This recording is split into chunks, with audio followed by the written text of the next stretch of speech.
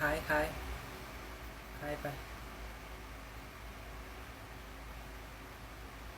เพราะว่าแท่งนี้มันสิเดิมมาหาแท่งนี้เนาะมาหาฐานแนวหักแหละถ้าคิดเป็นค้าลงเราไปเลยจัดลงกันนะ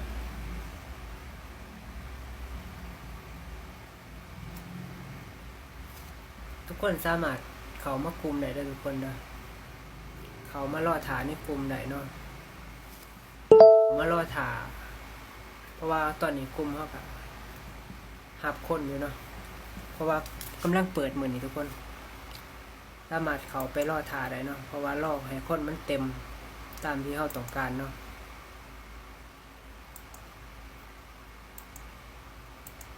คนเต็มที่เขาต้องการนะเขาจะทำการแบบ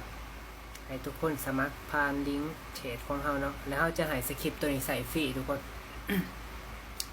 สคริปต์ตัวนี้ใส่ฟรีเลยทุกคนใส่ฟรีแบบตลอดชีวิตเลยเนาะบอกเลย